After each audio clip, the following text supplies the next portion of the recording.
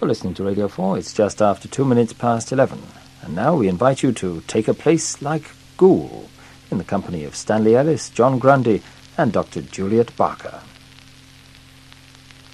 It's perhaps significant that the entry sign welcomed us to the port and town of Goole.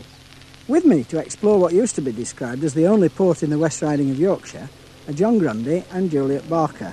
Juliet, what's a port doing 50 miles from the sea? Well, Goole was made possible by the draining of the area in the 17th century by a Dutchman, Cornelius Vermuyden, which is why we have a Dutch river over there. By the early 19th century, a whole network of canals providing 700 miles of navigable waterways had been built by the Air and Calder navigation. This opened up the industrial centres of Lancashire and Yorkshire, all leading back to Goole. But the funny thing is that when they actually got here, they suddenly decided that it wasn't enough to have all the canals. They actually needed a port as well, because they needed to transfer the goods from small river-going, canal-going barges onto the big sea-going ships. So had there been a town here before? Only a very small one, about 450 inhabitants. And in fact, it's a measure of the success of Goole itself that within 30 years, the population had increased by 10 times. And in 30 years from when, though? From 1826, when the port was actually opened, together with the canal. And of course that's why Goole's still successful, a thriving port then, still a thriving port now, because it's maintained those links with transport systems. We've now got the railways, which came in the 19th century, and as you can hear from the traffic in the background, we've also got a splendid motorway complex leading back to Goole again. John, we're sitting on the embankment of the only one-ended bypass road I know. It takes those lorries right into the docks. What do you make of all this? Well, it's very docky, isn't it? It's a marvellous landscape from here, or skyscape really almost from here, because the land around about is so very flat that the buildings are the only things you can see. Yes. The buildings and the constructions. First thing that springs to the eye, of course, these beautiful collections of bright blue cranes, which are all part of the port, the newly privatised port of Goole, belonging now to Associated British Ports. And they, like, all over the place, 15, 20, 30 huge cranes, all pointing in different directions. Lots of other evidence of the docks' presence as well. Over on the right there, a huge bulk silo for cereals. And warehouses all over the place. Little bits and pieces of evidence of the earlier history of the port too. Two very strange constructions, which they call Tom Pudding hoists. Tom Puddings were a sort of early containerised barge which was invented in Goole for the carrying of coal. They were brought down here, and these hoists lifted them direct and tipped them directly into the ships. They were invented by a chap called Mr. Bartholomew from here.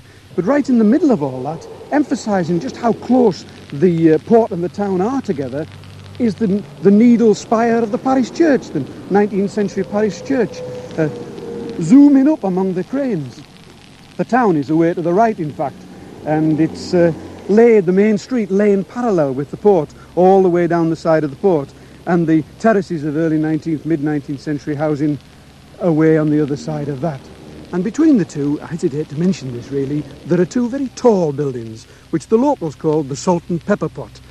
One of them's a very elegant brick building, clearly Victorian, it's got a dome top, and next to it is a huge concrete tower, ferro-concrete tower, painted white. Now these are the town's water towers, and the reason I hesitate to mention them is that we were supposed to be starting this programme from the top of them, but when we got inside the concrete one, it was so awe-inspiring, the staircases disappearing up them like a painting from Piranesi, that we chickened out.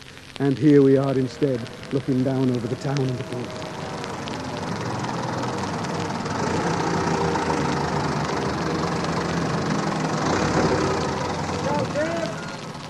Eyre Street here was where the town meets the docks, really. It's right on the edge of the docks, and it's also the starting point of the town, the new town of Goole. It was laid out by a chap called George Leather, who seems to have been an engineer who worked for the Air and Calder Navigation Company, and he built this terrace of simple little early 19th century houses, now mainly shops along at the far end there, very little altered, 2-3-storey terrace, simple brick terrace, some of them rendered.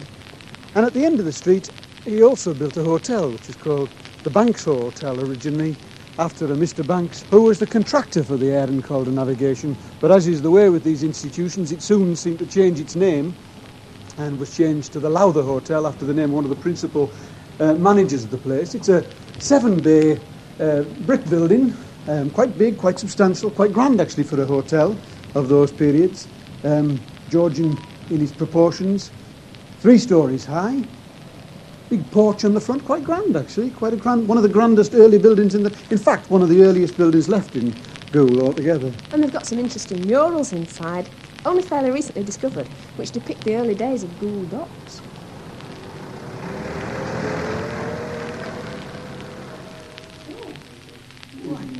What a tremendous room. Completely surrounded by murals. 3 sides at the end with decorative motifs, a big medallion, presumably with a head in the middle of it there, painted on... Mr. Banks? Possibly Mr. Banks or Mr. Lowther, I wonder which it is. Oh, could be. On the left, what does it say on there? Air and Calder Navigation, Goole, 20th July, 1826. That must have been done to commemorate the opening in some sort of way. It must have been, must it? That is the actual day that the docks opened. And on the long wall on this side, they've got a magnificent, great landscape of the whole docks with a set of warehouses on the left, and offices on the right, a huge warehouse in the background, 2 3-masted ships in the middle. I should be able to say what they are now, but and all these barge things along the bottom of the picture, and indeed a steam packet on one of the pictures as well. Now the first, if I remember my history rightly, the first steam packet left 1828? I think in 1828, which would seem to suggest that the paintings were done about that sort of time. They certainly look that sort of period in style anyway. They're absolutely astounding. Let's ask John and Maureen Raspin, who are the landlord and landlady of the Lowther Hotel. What do you know about these murals? They was found about 9 years ago by Mr. and Mrs. Best, the previous landlady of the Lowther. We've had people from all over the world to come and see them. Maureen, your husband said that the paintings were discovered. I mean, they're here. How were they discovered? Because when Mrs. Best was the landlady, this was all papered. And so when she decided to decorate it, this is what they found. So no idea that they were there at all? No, none at all. Isn't that amazing that something that commemorates the history of the docks in such a super manner was completely hidden for so long? John, these wall paintings are quite magnificent. I mean, one sees them in other places, usually in country houses and all that sort of thing, but you don't see stuff of this quality more than like 1 in 1,000 buildings, 1 in 10,000 buildings, really. They're a work of art in their own right. They're essential to the history of this town. And they've been discovered by accident or rediscovered by accident, and they clearly need some attention. Are you getting much assistance? Not a lot from the brewery at all, because they say there's no money in the pot to clean them up. It's not feasible for them to do it. Well, yeah, I can sympathise with the brewery, to be honest, because, this is the sort of job, these are of such a rarity that I would have thought that the town, maybe the county, or maybe the country should be, like, putting some money into this, because it sort of holds together both this building, of course, and the beauty of this room, and the history of Goole. These commemorate the reason the town's here, don't they? And it's absolutely super that you've got one complete intact room which has the paintings all the way around all the 4 walls. And the room is still intact. It's still got the original fireplace and all the doors and things like that. But it's in constant danger, you know.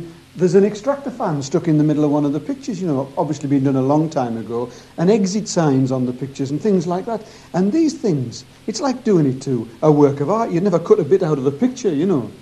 The whole room was designed as one room. I do hope you're going to do everything you possibly can to keep it that way, you know. Yeah, we're trying hard, but Yeah. the business is business. We want to make a long room of it, but if they come in the way of we can't take the wall out, which we have decided to make a full... I must say, I don't think you can take I'm sure that you should not take a wall out of a room like this. I don't know whether I'm speaking out of turn here, but, this is... you say make a business out of it. You've got something here which is unique, you know. Usually people, I would have thought, were crying out for something unique in a business, and you should be making a feature of it. And certainly I wouldn't have thought that even legally you could remove a wall like that. I know that wall that you're talking about, the one with the doors here, presumably, it hasn't got the best of the paintings on it. It's got just sort of architectural surrounds and things like that, but it's still part of the... It's still an integral part of the whole feature, isn't it? And the door itself, the door itself dates, these big double doors, and the progression through these 3 rooms on the top floor, that's all part of that original conception. I really feel it needs not to be taken away, but it needs money putting in to keep it the way it is, and you should be looking for assistance from governments, from local authorities, from conservation teams, from, those sort of people. At first, we was only going to take the first wall out and leave the back room, which is the room we're in now with all the murals on. But then I decided that I'd like them both out to make one long room. But this is for eating bills, eating costs. It costs a lot of money to heat this room, so we would have put radiators in and take the 2 walls out. But if you overheat this room, you'll destroy your painting. But as you've told me this morning, that I just maybe would take 1 wall out, that's in the bigger room, and leave this room intact. I would make a plea for that. I would make a plea for that. So would I, on bended knee. I think that this is going to be more of an attraction as a unique room than having yet another large function room in yet another large hotel. You seem to be suggesting that there is something, well, more than suggesting, you're saying that there is something here that is really part of a heritage that is terrifically important to the town and should never be allowed never be allowed to be lost. This is of tremendous importance. Johnny, you're going to promise me you won't knack it? Eh? Are you going to promise me you won't pull it to bits? I can honestly say that if they only take 1 wall out, and it'll not bother this room, I would say yes. If I could get some assistance to do this painting up and make it nice, I don't think it'd take a lot of money.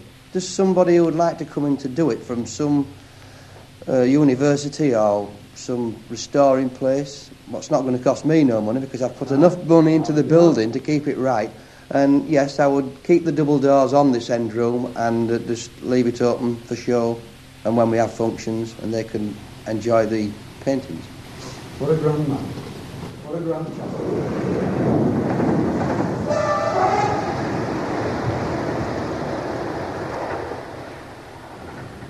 This is just a typical Goole street, or a couple of streets, the corner of Wetherell Street and Grey Street. Little terraced houses of the late Victorian period, well, mid-Victorian period, about 1874. Quite small brick houses. Quite nice. Are they back to back, John? No, they're not. In fact, I was reading in the report of the sanitary inspector that there were a lot of back-to-back houses in Goole, and it was one of the problems that they had at that time. But these houses post-date that report. They must be from the late 70s or the early 80s, 1880s that is. So they do, they were built with the new conditions in mind. They've got backyards. He recommends in that report, in fact, having outshuts, kitchen outshuts at the back of the houses, grouped in 2s, so that you've got broader yards just with a little low wall between them. If you go in the back lanes here, they've got quite little airy backyards, very, very different. So these are post that. In fact, they're nicely laid out, aren't they? It's quite a nice little street.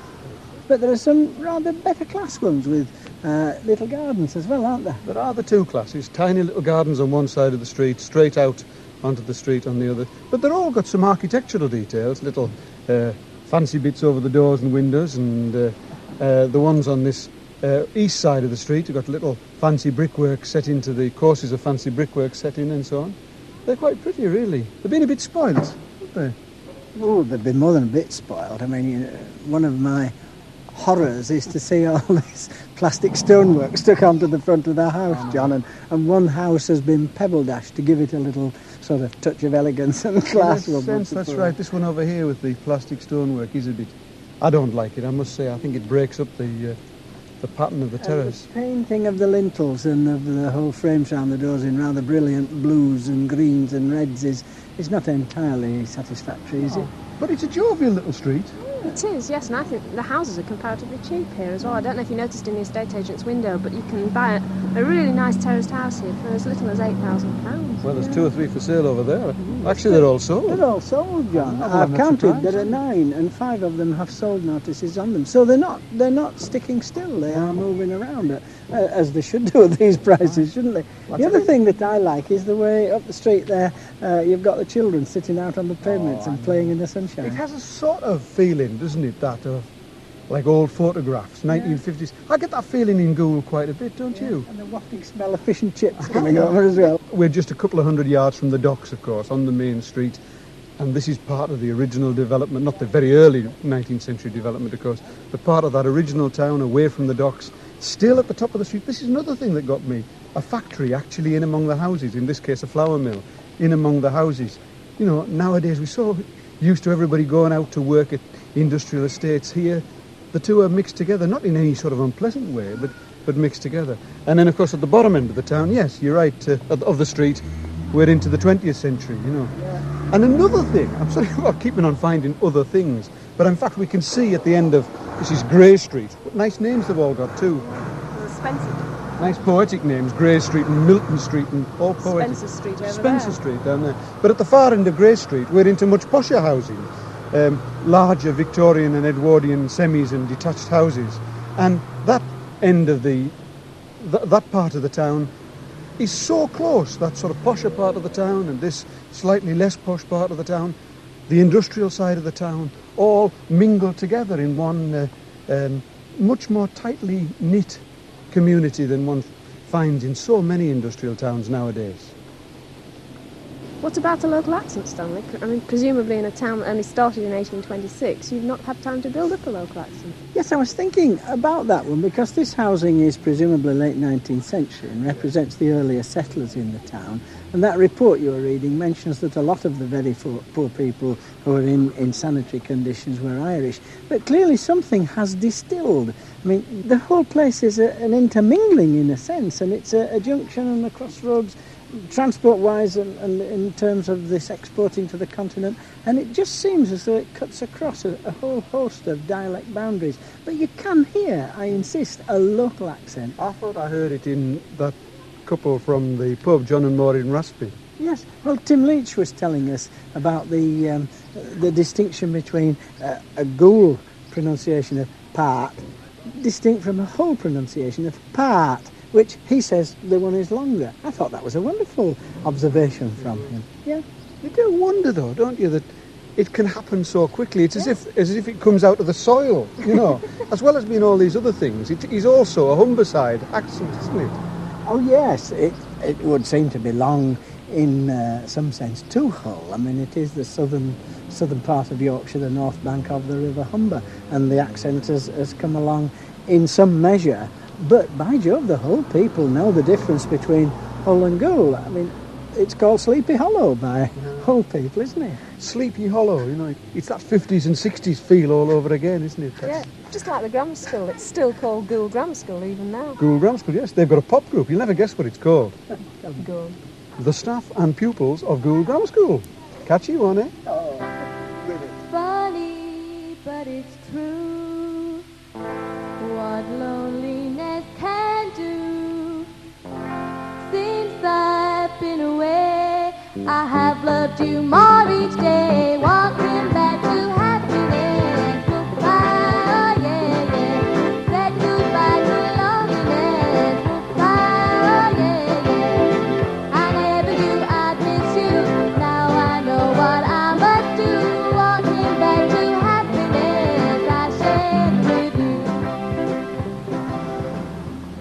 Opposite the end of Eyre Street in Calder. Oh, I've never thought of that, Eyre and Calder Street.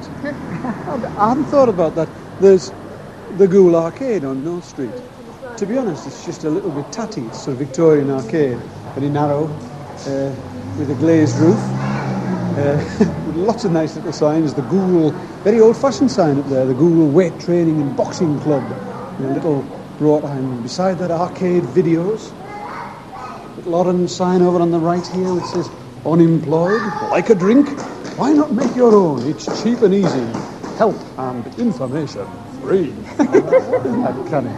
in that cabin. And over on the right here we have Hilda's fancy dress hair. So many of the shops in the towns have got personal names still in them, haven't they? I want to go into Hilda's. I'm determined to meet Hilda. I could just see you as a banana, John. You would look at that. Oh, John, that face is just like yours. just the spit. He doesn't need fancy dresses. Is this Hilda? I'm Hilda. Hello, Hilda. Hello. I'm John Grundy from Take a Place Like with Radio 4. Yeah. This is Juliet. Pleased to meet you, love. Pleased to meet Your you. name? Stanley. That's Stanley. Juliet and Stanley. Well, what an amazing play. What sort of demand is there for these grotesque faces? Great demand. Great demand, yeah. Yeah. What do people wear them for? Well, anything. I mean, Christmas and New Year is natural. I mean, they always get dressed up, don't they? But parties, charity does. Is the arcade still a popular part of the town? Oh, yes, and it's becoming more and more popular with the new shops and that opening. And that's becoming very good. What's Goole like as a shopping town, and is it quite good? Very good. Really? Very good, yes. Yes. Yeah. How many costumes? It's over 800 costumes. And how did you get... I've got mine. What's this? Well, we're going out for the posh dinner tonight. You're going out for posh Jack and dinner? Andy. Oh. This black and white, incredibly striped jacket, checky jacket. What about that for elegance? Eh? Yes, I think so. What about that for elegance? I don't know what it does for you, but it does. Watch it, Parker. How did you get into the business? Tell me that. A diddle, to be honest. A joke. You know, making bits and bobs, getting dressed up myself and going out. And it just started from then. Then the factory closed down where I worked. And I got some redundancy money. And I'm not one for sitting round house. I like to be working. So I got cracking, got some costumes made, and then now I have a factory, 2 or 3 factories that make them for me.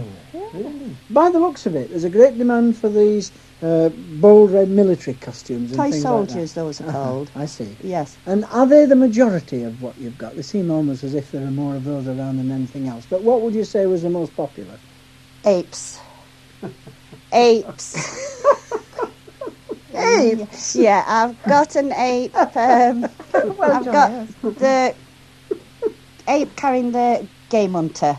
Amid all this foolishness, Hilda, let me come back to something you said before, which was to say that you couldn't stand being unemployed and that you had to get yourself working again. This is a point that, as we've been walking around Goole, several people have made to us. Do you think it's a characteristic of the local people? Well, yes, I would say so, yes. I mean, really and truthfully, who wants to be out of work today? You know. And are there a lot of people in Goole out of work? Is it bad still here? Oh, it's very bad here for unemployment. Very bad. It is.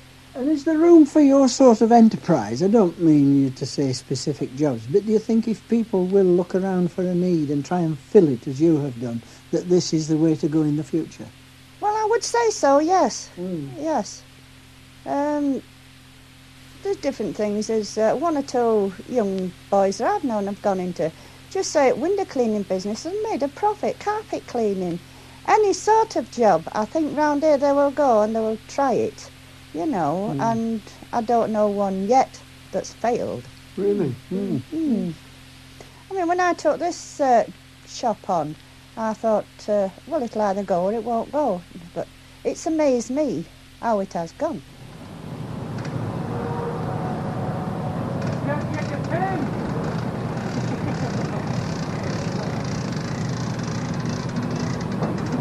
Are you on the ship or on the shore? No, I go back to the ship. And how many times do you come and go in 1 month? Maybe 2 times. 2 times a month? Yeah. So you come often to Goole? Yes, very often. Yeah. Do you like Goole? Yeah, yeah, Goole is not so... The first pub is not so far away from the ship. So you like the pubs? The docks and port area absolutely dominate the whole of the town of Goole, and there are bits of cranes and even ships visible from everywhere you walk about in the town. The commercial manager for the Port of Goole is Peter O'Brien. Peter, the water area such as this and the dock loading area, must occupy something like a quarter of the total of the town. Is that about right?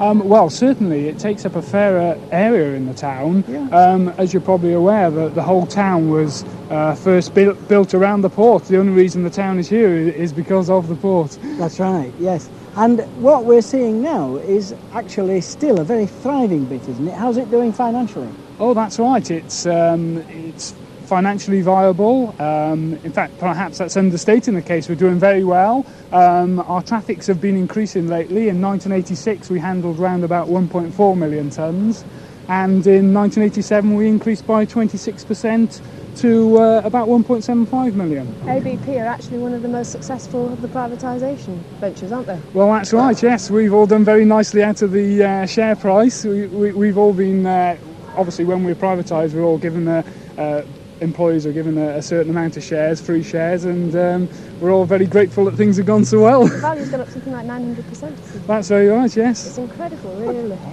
So that just shows you that it is a really thriving and successful port. Now, in the 19th century, the sorts of things that were coming through here were coal, wool. What sort of things are coming through today? Well, in terms of export, we do a lot of exporting of British Coal Corporation coal. Still keeping up the coal connection? That's right, yes, but obviously not as much as we did in the old days. And we're also talking about then iron and steel as well, we do large tonnages of. But our main forte is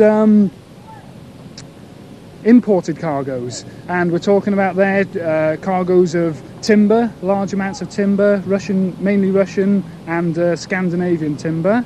Iron and steel imported from Germany. Renault vehicles are imported through here with a Northern Import Centre, and you're talking about around about 40,000 Renault vehicles imported here each year. Really? And then we've also got the Goole bulk terminal, which we import a large amount of coal through there as well. And we're also handling gypsum cargoes there as well. You said we import a large amount of coal. You just told us that you exported a large amount of coal. That's right. Well, that's international trade flows through, but certainly the Port of Goole isn't complaining about it. Isn't that interesting? So coal is passing each other, one coming in, one going out. That's very right, yes. So what do you think's made Goole so important as a port? Well, undoubtedly, I think it's our inland location and the excellent communications network that surrounds the port. As you've probably just come in on the road now, there's a Goole Town bypass, which brings you direct from the M62 motorway right into the port, the heart of the port. And in addition to that, 3 of our berths are rail served. And as you probably see a little bit further up the way there, you're talking about the canal system running directly into Barge Dock. And you still actually use the canal system? That's right, yes. It's hard to say exactly how much of our cargoes come in via the barges, but perhaps up to 5%, I would guess. Is it an advantage or a disadvantage to you to be 50 miles inland? Well, I think personally that it's a great advantage, because it means that we're that much nearer to the people that are wanting to import and export cargoes. And of course, the cost of haulage is very expensive.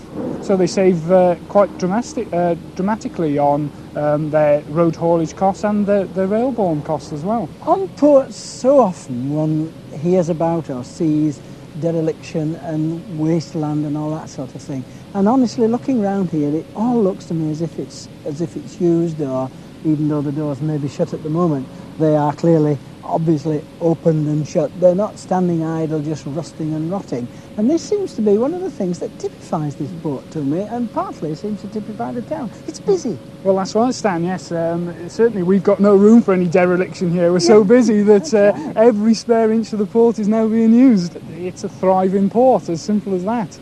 It really has taken off in the last few years.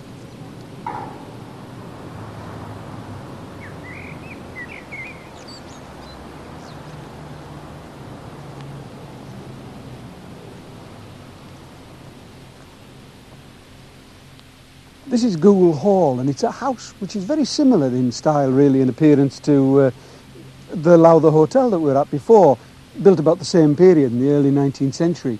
It's much posher than the Lowther Hotel, of course.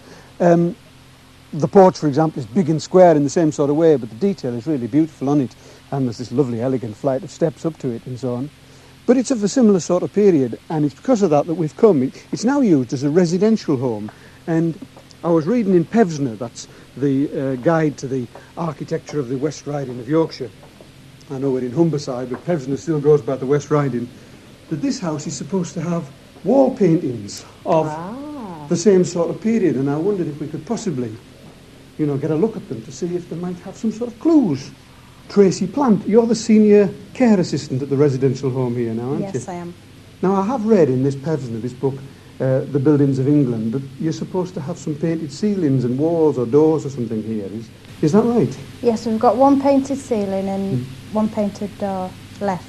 We did have some more, but they've been taken away. Oh, I see. Taken away to where? Scunthorpe Museum. Scunthorpe Museum. And where's the painted ceiling that you've got left? It's just there in front of the front door. Oh, I see. Oh, that's very pretty, isn't it? In fact, the whole hall is pretty. That's of a different class to the stuff we saw this morning, really, though. It's a little posher than the stuff we saw this morning. Again, like the houses as well, isn't it? I keep saying it's pretty, and to me it looks rather grand. It is really rather grand, actually. The entrance hall here and the staircase sweeping up is superb. And the cornices in the two rooms. Oh, I've never seen such high relief plasterwork in my life. Absolutely beautiful. Is that the lot of it then, or is there... No, we have a painted door upstairs in the bathroom. In the bathroom? Yes. Ah. Is there any chance that we go up and have a look? Yes. Could we do that? Yes. Lead on. Fantastic. Beautiful. You can feel elegant. You can feel elegant from the glass. It's a bathroom. It's a toilet. It's nothing but a toilet with a little shower in it. Come on, Stanley. Yes, we can all get in. Oh, Now look at those. now then. Well, what does one say, seeing it for the first time? They are similar in style, aren't they? Well, there's classical sort of figures of... Well, they are. They look like... Are they gods and goddesses? Or Very are they much just so. any- On this bottom, we've got a Cupid here with his bow, and the whole door is most interesting. It's a 6-panel door, of course. That's an early 19th century type of door, with 4 larger panels towards the top and towards the bottom, and 2 small ones at the top. And each of the panels are picked out in brownish paint. Similar again to the Lowther Hotel, because that also used drabbish colours as the backgrounds and the borders.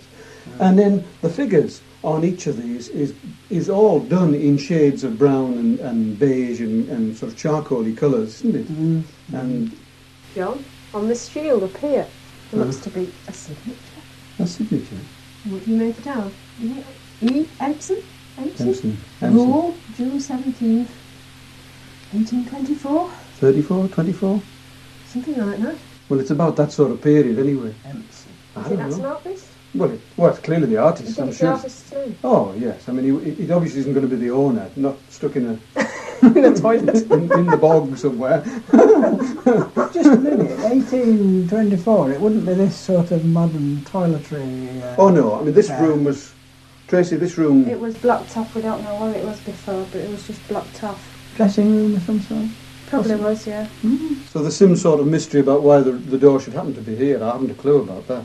But what I would suggest is that it's very similar in style to the ones at the Lowther. Yeah. The figures are outlined in the same sort of way, aren't they? They are. They've got the same sort of broadness of treatment, and neither of them are of the sort of quality that we were looking at downstairs. They're slightly rougher than downstairs. But, John, does this help, or does it add more to the mystery of what we saw over at the hotel this morning?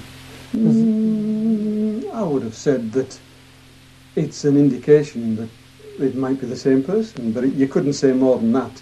I mean, Somebody would- done? Photographs, I suppose. Well, I'm sure the building's listed already as a historic building, isn't it? Oh, it is, yeah. I'm sure it is, so there'll be proper records of them. It's just maybe it's useful that somebody gets a chance to point out the possible connection between the two sets of paintings.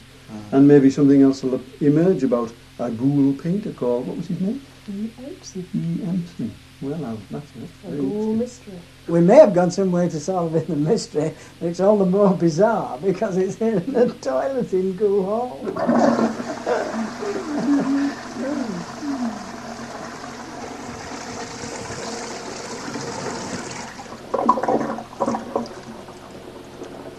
Fred Palmer and Terry Kilkenny. That's right, yeah. Correct. You work on what we call it the effluent boat, is that right? Correct, yes. This is this long barge covered with pipes that I've seen you over to the left here. Lots of pipes and lots of dials and things all over it. effluent, I understand. Where's it coming from and where's it going? From Nostrop at Leeds, out into the middle of the North Sea. So you're bringing it down the Ayr and Calder Canal still, is it? Well, down the River Ayr and down the Ayr and Calder Canal to Castleford. From Castleford, where the Ayr and the Calder meets, we travel down the canal, which is fed by the River Ayr down to Goole, and it bypasses Bulfrey. And then you can't take it out to sea in that though, can you? No. So what happens after you pass through Goole? Well, we stop here and we load our coaster up with 2 barge loads, then we go back up for... Oh, I see, another load. Another load. Another load of effluent. Effluent, yeah. Yes. So we do like 3 trips a week, each barge. How far is it down to here from Leeds then? Well, it's a 7.5 hour run, downloaded, and a 6.5 hour run up light in ballast. You surprised me. I'd have thought it had been a lot longer than I that. would have thought so as well, because we're 50 miles from the sea, we keep on telling ourselves. Yeah.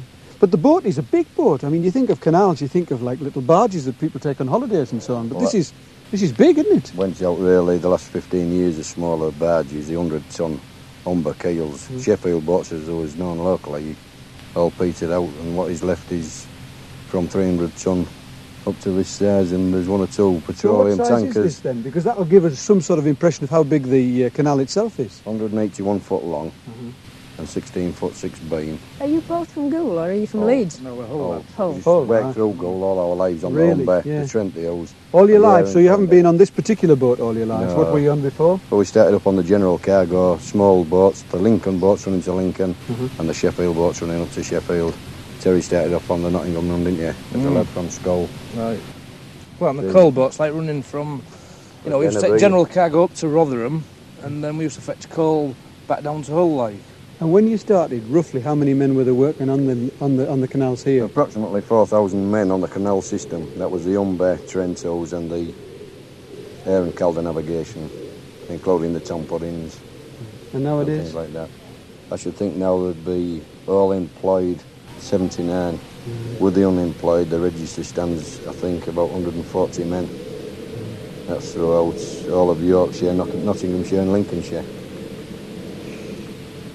Which is terrible when you think of the capacity what we can carry now of any products. Do you live on the barges as well at any time? No. Well, we do, Monday to Friday. I wasn't meaning full time, I was meaning you sleep overnight on them and so on. Yes.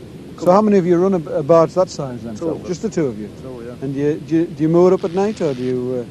Well, it depends. Usually with the last locks, what we get to close at 10 o'clock at night, so we stop then and start about 5 in the morning again. Unless you can work in between, that we're leaving the last lock to get down to Goole. We'll leave the last lock, Pullington lock, at 10 o'clock at night. We'll get down here at midnight, discharge the cargo and leave at 3:30 the next morning and carry straight on. So what sort of conditions have you got on board the boat? Basically they are better compared to lorry drivers with more room. Ship's cabins like we have now. Nice.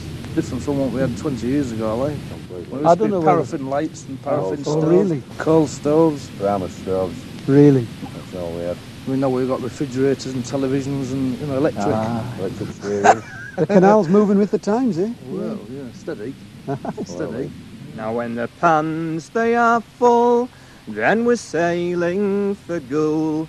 It takes between 4 and 5 hours as a rule to work the canals and to haul through the locks, then to moor the Tom Puddings by the hoist in the docks.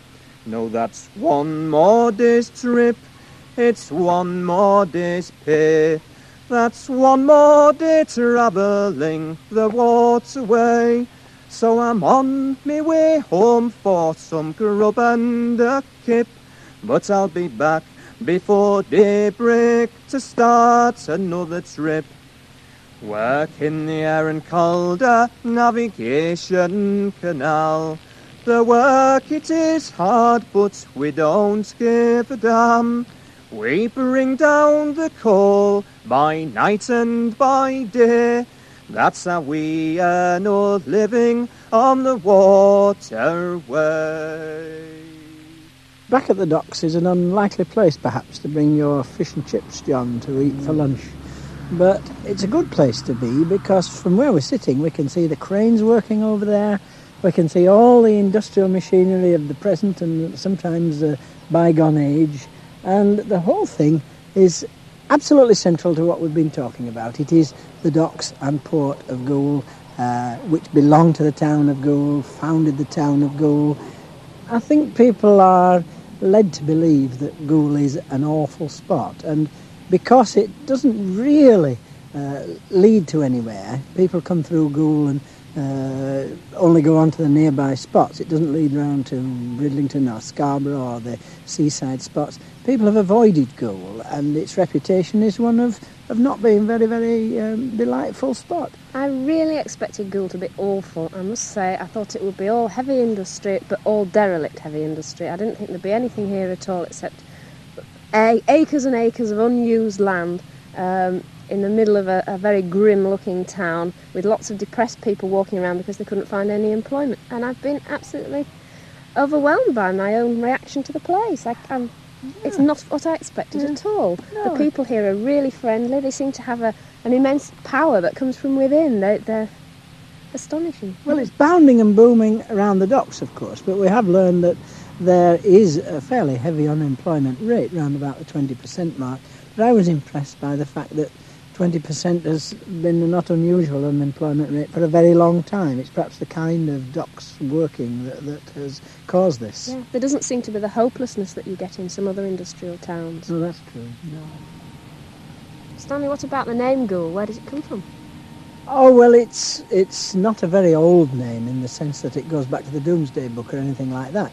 You know, part of your description of its founding is of a marshland that came out of the drainage. And funnily enough, the name seems to be related to the word gully, because in a sort of 14th century book of the monks of the abbey nearby, they describe a place known as Gulla, and it just seems as if it was a drain in the marshland, and that's all it is. And out of that springs the modern town of Goole. And I suppose, in a sense, that's what brought about the language of the people.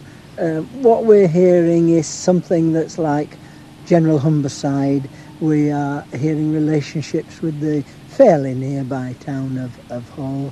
We are hearing a good deal that comes down from the north. I mean, some of the people who've spoken to us have described things as Doon and Roon, which is very definitely in dialectal terms northern, and yet it runs out here, and there are pronunciations that have come up from the south, very distinctive intonations of Lincolnshire that I hear. It's a bit of an old mix after all, because people who settled here in the late 19th century could have been Irish, Scots, or from anywhere, and they've begun to talk like the local people around themselves and produce a vaguely reminiscent speech of the locality in the end, which, as far as the locals are concerned, is a speech which you can say is Goole speech.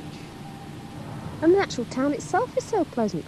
Well, it is so pleasant, isn't it? I mean, I get just a bit tired of going to places. These chips are lovely, by the way.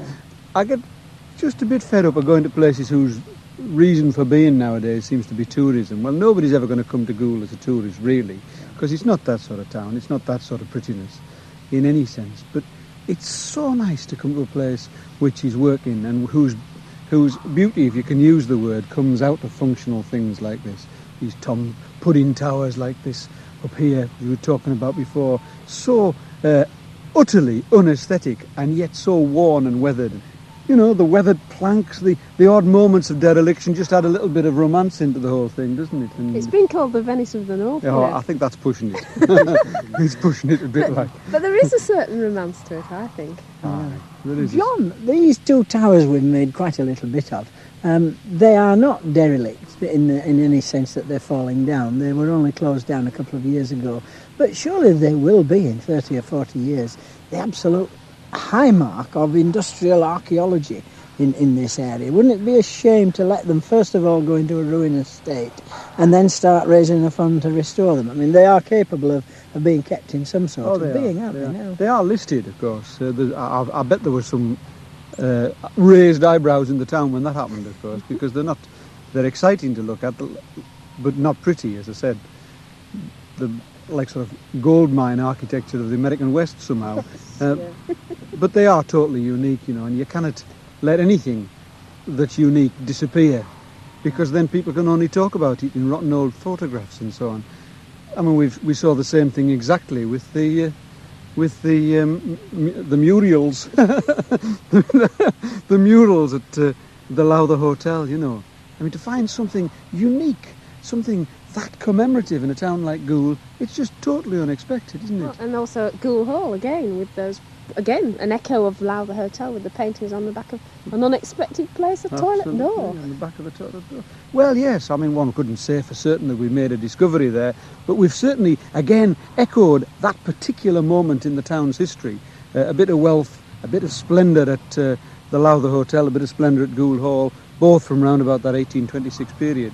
It's very nice to find that has survived, isn't it? That moment of the town's inception. What I really like about Goole is the fact that it does have a very long and history, and the people are proud of it and very aware of it, and yet it's a living tradition of history. It's still happening today. There's no sense of decay in the town.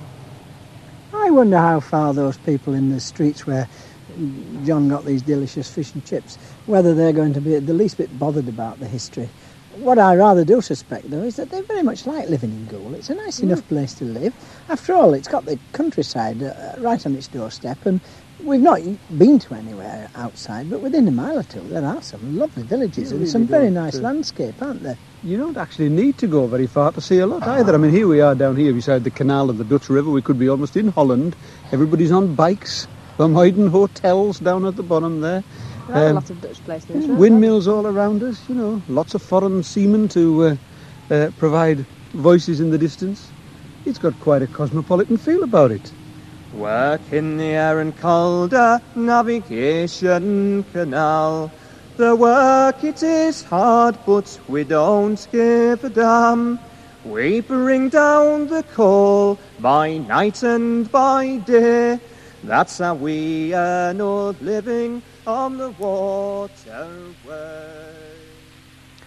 Take a Place Like Goole was presented by Stanley Ellis, John Grundy and Dr. Juliet Barker. The canal song was written by Jez Overington and sung by Tony Shipp. The programme, the last in the current series, was produced in the North East by Jeff Sargison.